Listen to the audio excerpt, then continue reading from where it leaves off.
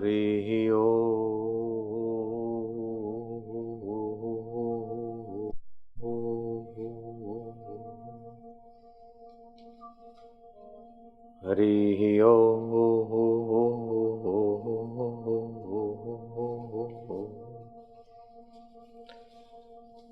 यहाँ तो जो श्रोता बैठे हैं वे हरि रस का पान आमने सामने बैठकर कर रहे हैं। इन हजारों नहीं लाखों लाखों लोग आप जो घर में बैठे बैठे सुन रहे, उसमें कई कई लोग मुसलमान भाई बहन भी सुन रहे। उन्हें सुनकर खुशी होगी कि बापू किसी एक जाति के एक मजहब के नहीं, सभी के हैं। जैसे सूरज चंदा सभी का, ऐसे संत फकीर भी सभी के होते हैं।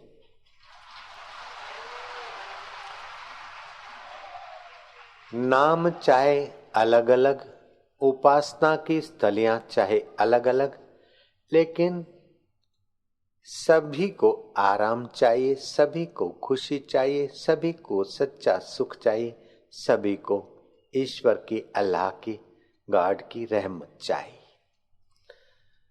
कबीर जी ने बहुत सुंदर बात कही। कबीर जी कहते हैं, अल्लाह राम करीमा केशव, अल्लाह राम करीमा केशव, हरि हजरत नाम धराया। हे दिल के देवता, हे सृष्टि के स्वामी, तूने कई नाम धारण किए करवाए हैं। अल्लाह राम करीमा केशव, हरि हजरत नाम धराया। गहना एक कनक ते गहना, गहना एक एक कनक ते गहना। एक ही सोने से अनेक गहने बने। गहना एक एक कनक ते गहना, इनमें भाव न दूजा। कहन सुनन को दुई कर थापे, कहने सुनने कोई अल्लाह और ये भगवान, ये राम और ये रहमान। कहन सुनन को दुई कर थापे, एक नमाजे एक पूजा। मुसलमान भाई नमाज कहता है और हिंदू भाई पूजा कहता है, लेकिन जाते तो दोनों अंदर का आराम पाने के लिए जाते हैं, अपने गुनाह बख्शाने के लिए जाते हैं, दिल में दिलवर की रोशनी पाने के लिए, शांति पाने के लिए। एक उपवास कह देता है, दूसरा कहता है मैंने रोजा रखा है। लेकिन शारीरिक दोषों को हरने का काम रोजा भी करता है और उपवास भी करता है। प्रीत लगाने का काम रोजा भी करता है और उपवास भी करता है। कहने सुनने को दुई कर थापे, एक नमाजे एक पूजा। वही महादेव वही मोहम्मद, ब्रह्मा आदम कहिए। को हिंदू को तुर्क कहावे, एक जमीन पर रहिए। वेद किताब पढ़े वे कुतबा, वे मौलवी ले पांडे। बेगर बेगर के नाम धराए, एक मटिया के सब भांडे।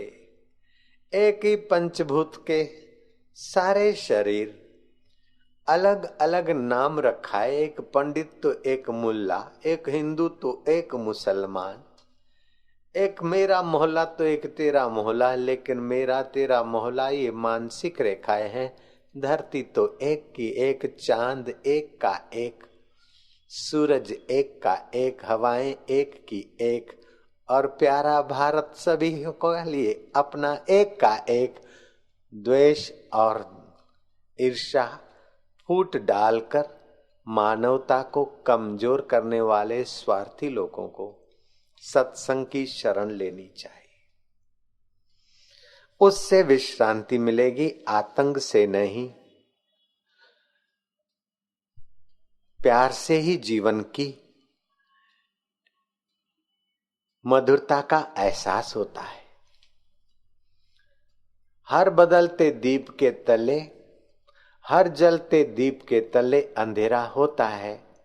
हर अंधेरी रात के नीचे सवेरा होता है।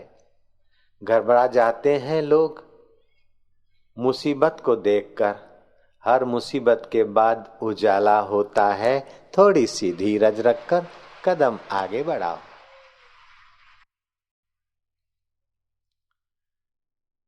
चाहे अल्लाह की बंदगी कहो, चाहे भगवान की भक्ति कहो,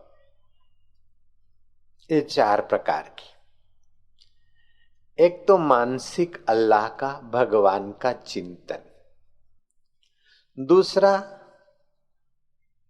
ईश्वर का ध्यान,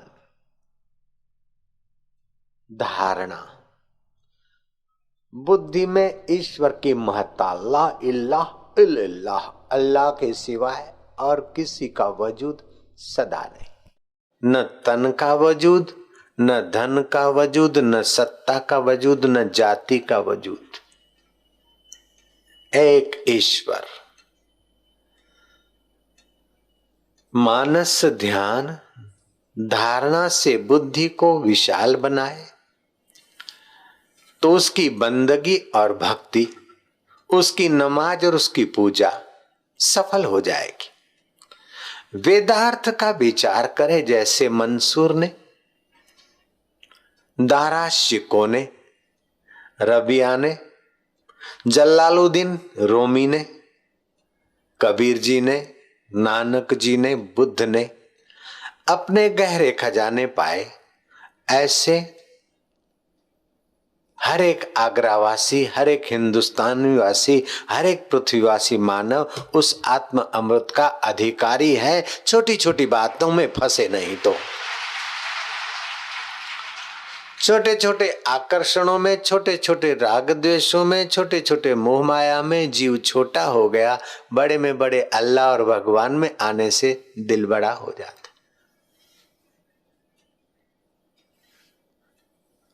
बख्तू नाम की बीबी अपने बेटे को, फरीद को कहती कि बेटा, ये मुल्ला मौलवी और कट्टरपंथियों के संग में मत जा, किसी सूफी फकीर का संग करना।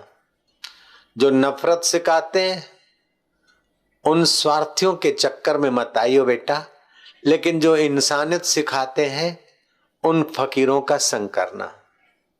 अगर है शौक मिलने का तो कर खिजमत फकीरों की, ये जौहर नहीं मिलता अमीरों के खजाने में। न बन बम्मन, न बन मुल्ला, अगर है शौक मिलने का तो हरदम लौ लगाता जा। बालक ने लौ लगाने का रास्ता पकड़ा और लौ लगाते लगाते वो लड़का फरीद साधक फरीद बना।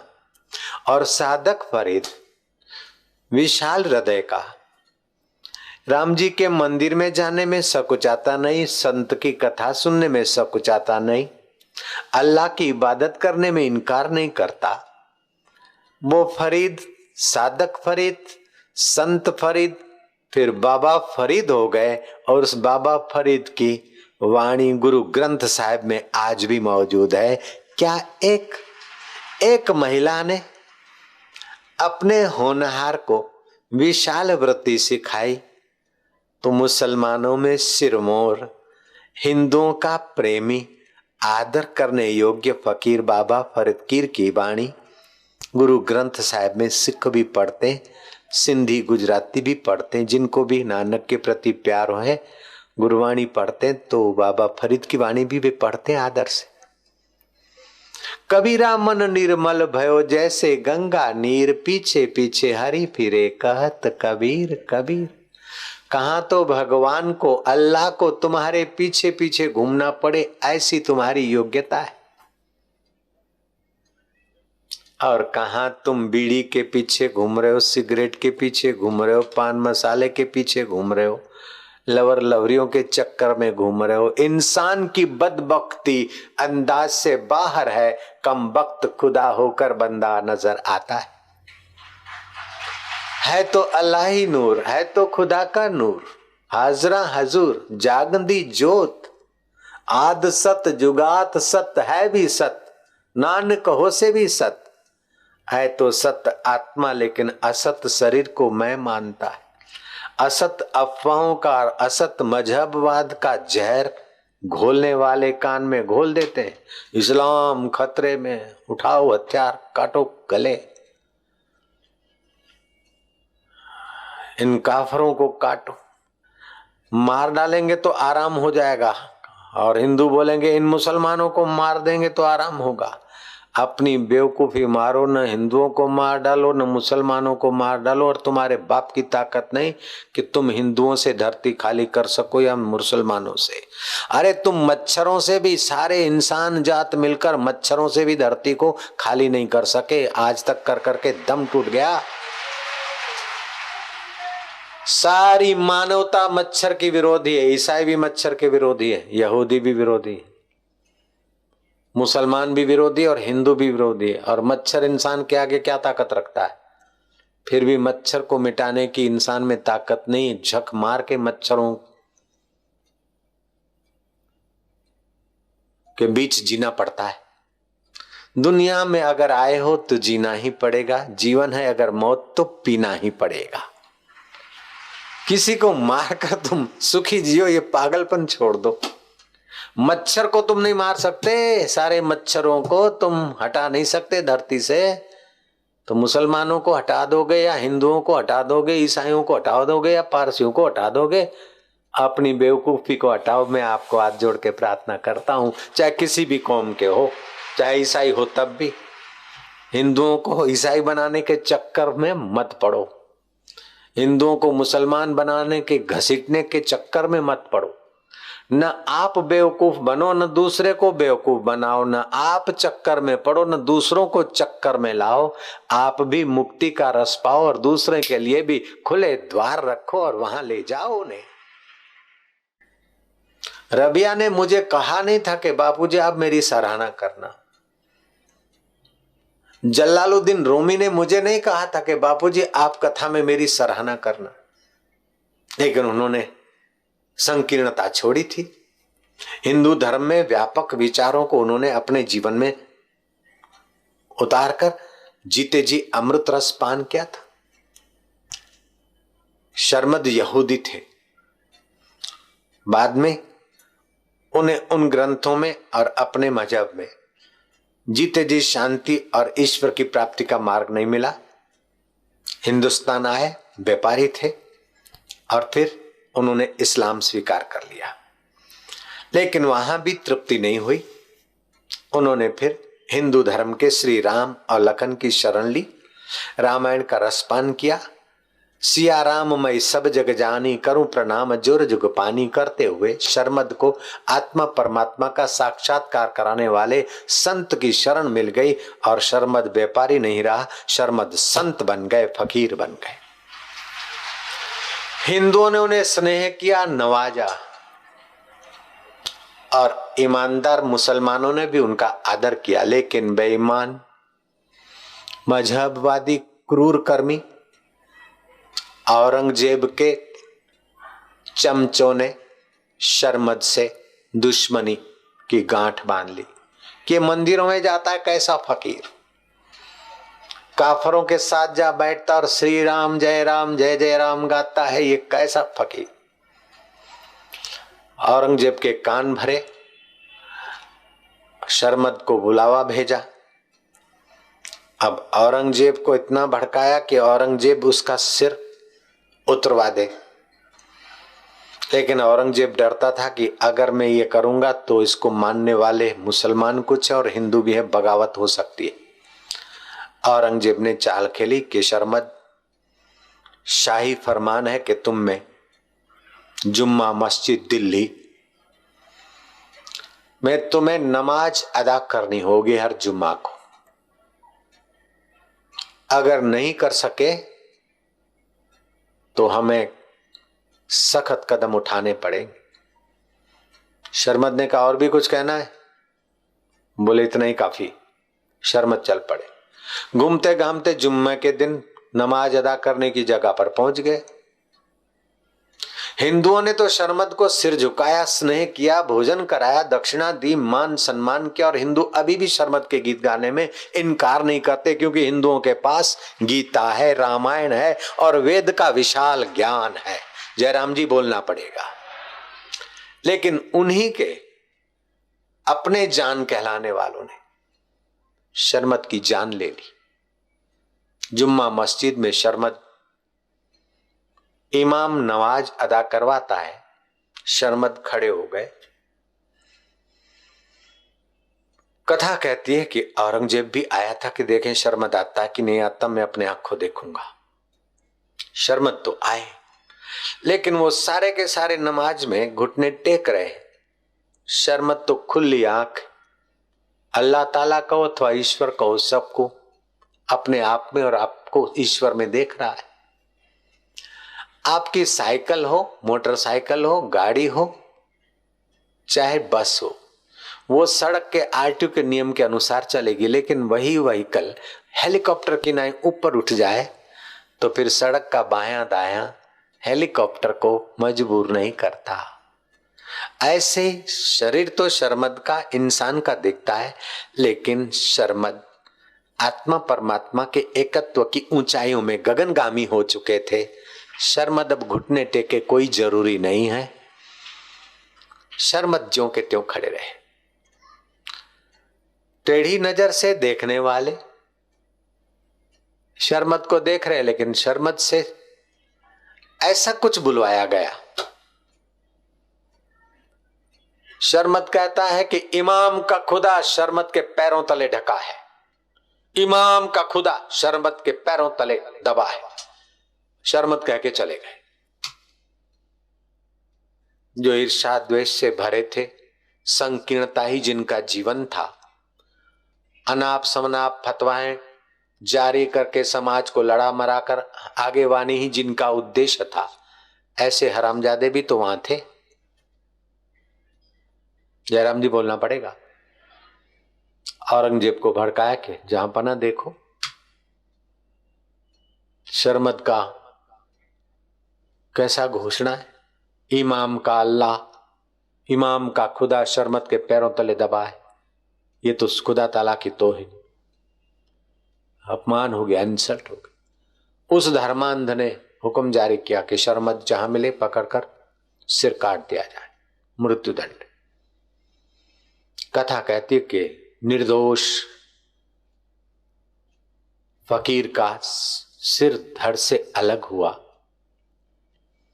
उसके धड़ ने अपने सिर को हाथ में बाल की नाई नचाया, फिर धड़ को छोड़ दिया। धड़ लुढ़कता लुढ़कता यमुना जी के तरफ जा रहा है। उसी समय कोई अज्ञात सत्ता को जानने वाले फकीर ने कहा कि शर्मद बख्शो बख्शो, नादान इंसान को माफी दो। सिर वहीं रुका। अगर यमुना जी में लुढ़क कर पड़ता तो शर्मद के कोप का, कहर का शिकार सारा राज्य हो सकता था। बाढ़ आती और लोग डूब मरते। अब जानकारों ने कहा कि शर्मद ऊंचे फकीर थे, उन्होंने मजहब की तंगदिली छोड़ी थी और विशाल हृदय था। उन्होंने वेदांतिक सत्य, मंसूरी मस्तूई को लोक बिचारे क्या जाने, फकीरों की हस्ती को संसारी क्या जाने। शर्मद की बात के पीछे कोई रहस्य होगा जहां पना, कहीं हम गलती तो नहीं कर बैठे। औरंगजेब कहता है कि उस दिन के बाद मुझे भीतर से नालते तो बहुत लगती। मैंने सुनी है ऐतिहासिक कहानी किसी संत के द्वारा कि शर्मद की हत्या, दारा शिकोह की हत्या और एक और पाप के कारण औरंगजेब को कई बार रात को नींद नहीं आती और अंदर नालते पड़ती थी। शर्मद जैसे फकीर की बात में कुछ राज होगा जहां पना शर्मद ने कहा था कि इमाम का खुदा शर्मद के पैरों तले गड़ा है। तो शर्मद जहां खड़ा था वहां कौन सा खुदा है जरा खोजना पड़ेगा। इमाम से पूछा कि भाई तुम्हारे दिल में बंदगी के वक्त, इबादत के वक्त, नमाज के वक्त क्या चल रहा था? बोले मेरी लड़की जवान हुई थी, मैं नमाज अदा करते करते खुदा ताला को अर्ज कर रहा था कि कोई ऐसी आसामी मिल जाए, कुछ पैसे मिल जाए, मैं अपनी बेटी के हाथ मेहंदी से रंगू। अर्थात तेरा खुदा उस समय पैसा था। जी हाँ, अच्छा जहां शर्मद खड़े हैं वहां खुदाई करो। खुदा तो सोने का चरु और गिन्नियों से भरा हुआ मिला। औरंगजेब का काला मुंह किया उस घटना ने कि हाय रे, शर्मद ने सत्य कहा था कि इमाम का खुदा, इमाम का प्यारा शर्मद के पैरों तले गड़ा है। अपने वालों ने तो सिर कटवा दिया, लेकिन हिंदुओं ने तो शर्मद को अभी भी अपनी कथा में ऊंचा फकीर और महान आत्मा करके धन्यवाद दिया है। तो इस भ्रांति में मत आना कि अपने वाले हैं, ये अपने जाति वाले हैं, अपने वाले हैं। लादिन अमेरिका का अपने वाला था। लादिन को उभारने वाला अमेरिका, और अमेरिका के नाक में दम कर दिया लादिन ने। भृंगी वाला इंदिरा का उपाया इंदिरा को ही भारी पड़ गया। ऐसे ही कई बार अपने ही उपाय हुए अपने को भारी पड़ जाते हैं। इसलिए छल कपट करके अपने पैदा करके दूसरों को दबाने की मुराद छोड़कर आप और दूसरे सुखी रहे, ऐसी नेक निगाह तुम्हारे जीवन में आएगी तो वेद भगवान कहता है कि सब सुखी हो जाओगे। सम गच्छध्वम सम बदस्ध्वम, कदम से कदम मिलाकर चलो, दिल से दिल मिलाकर चलो। एक दूसरे के लिए मुसीबत नहीं, एक दूसरे के लिए अमृत बांटने वाले हो जाओ। मैं तो ये कहने को भी तैयार हूं कि आपके कुटुंबी, घर वाले, पड़ोस वाले जिससे आपका मनमुटाव हो गया, दुश्मनी हो गई, उनको भी जाकर दिवाली के दिनों में कुछ मिठाई देना, कुछ हृदय पूर्वक स्नेह से धन्यवाद प्यार देना, अपने हृदय की गैरत मिटा देना और अमृतमय जीवन बनाने का संकल्प करना। शत्रु को टोटा चबाने की अपेक्षा उसे मिठाई खिलाना बहादुरी है, उसे खीर खांड खिलाना बहादुरी है।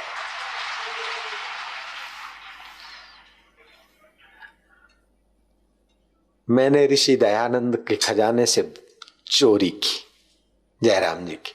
आर्य समाजी सुन ले कान खोल के। ऋषि दयानंद से मैंने चुराया।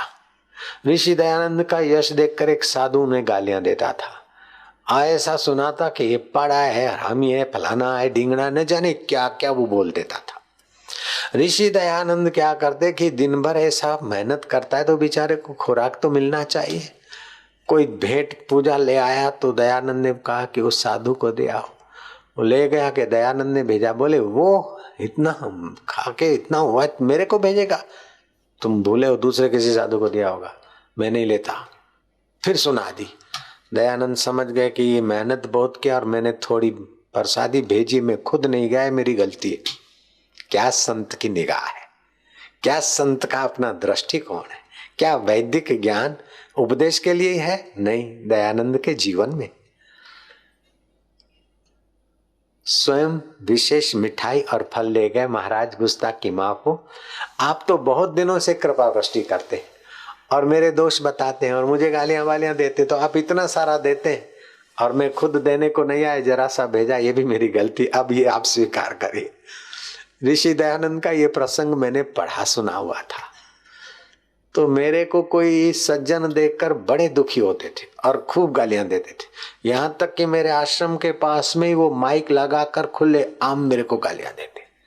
उनके पास भीड़ जाती नहीं और मेरे पास लोग बहुत आते, वो बहुत परेशान होते थे। वो बंगाल का शरीर था, लोग बोलते हैं कि भाई उनमें ज्यादा द्वेष होता है, जो भी होता हो, लेकिन साधु बनने के बाद भी ये इतना द्वेष रहता है, मेरे को उनके दर्शन के बाद पता चला। इतनी गालियां दे और इतना सुनाए, अभी श्राप देता हूं, ये करता हूं, वो करता हूं, बाल खोल के ढूंढे और क्या क्या श्राप बरसाए। लेकिन मैं दयानंद का माल चुराया हुआ था मेरे पास, तो मैं नारायण को भेजता, जा मिठाई ले जा, फल ले जा। अगर दयानंद की यह घटना मैंने नहीं चुराई होती तो मैं लड़ झगड़ के तोबा हो जाता। मैंने ये गुण चुरा लिया दयानंद का। चाहे आर्य समाजी राजी हो चाहे नाराज हो, माल तो हमने चुरा कर रख ही दिया है। राजी होते हैं जयराम जी की। मेरे पास तो भाई जो कुछ है संतों का चुराया हुआ माल है, और आपको चाहिए तो आप भी चुरा लो मेरा माल। जयराम जी बोलना पड़ेगा, जो भाव में लिया वही भाव में दे रहा हूं, कुछ बदला तो नहीं ले रहा हूं। एक लड़के को काम धंधा नहीं होता था, उसने कहा आप कौन सा धंधा करूं? हाँ चलो चोरी का धंधा करते। रात को उठा और किसी किसान की घोड़ी चुरा लाया। दूसरे दिन ढोर बाजार में, जहां ढोरों का, बैलों का, गायों का, घोड़ों का क्रय विक्रय होता है, वहां घोड़ी ले गया। नया नया था, पहली बोनी थी उसकी। इधर उधर देखे, घोड़ी लेना है घोड़ी। फिर इधर उधर देखे, घोड़ी लोगे घोड़ी? तो एक सियाना आदमी था, डायरेक्टर जैसा होगा कोई, देखा कि घोड़ी किसकी है? बोले किसी की भी हो, आप कितने में लेंगे? बोले तुम ही बताओ तुम्हारी घोड़ी है। बोले मेरा तो पहला पहला धंधा है। उसने पहचान लिया। बोले अच्छा ठीक है कोई बात नहीं, घोड़ी कितने की हम तय कर लेंगे, लेकिन कैसी भागती वो तो देखना पड़ेगा। ये मेरा हुक्का ले ले तू जरा, गुड़गुड़ा, तब तक मैं जरा आ जाता हूं राउंड मार कर। वो गया तो गया, गया तो गया, वापस क्यों आए? देखते देखते रात हो गई तो वाला या अल्लाह, सिर कूटता हुआ घर आया। बड़े भैया ने पूछा क्या रे कमीने, धंधा किया तो क्या कमा के लाया? बड़े भैया तो अब्बा जान के बराबर होते हैं, कुछ तो बता। बोले भाईजान कोई नफा नहीं हुआ। बोले क्यों? घोड़ी कितने में ली थी, कितने में दी? बोले जो भाव में ली उसी भाव में दी। जिस भाव में घोड़ी ली उसी भाव में दी, तो नफा क्या किया? बोले आंत जलाने के लिए, फेफड़े में आग लगाने के लिए हुक्का नफा किया, तंबाकू डालते रहो और जान जलाते रहो बस। तो उसने तो जान जलाने के हुक्का लिया, लेकिन मैं संतों का खजाना चुराया और उसी भाव दे रहा हूं। मैं जान जलाने का हुक्का नहीं दिया, मैं तो बदले में परमात्मा को ले बैठा हूं। वो हुक्का ले बैठा था और मैं रब को ले बैठा हूं, वो मेरे हम उसी के हो। अब तो मेरे इश्क का और ही अंदाज है, मुझे उस पर नाज है तो उसे मुझ पर भी नाज है।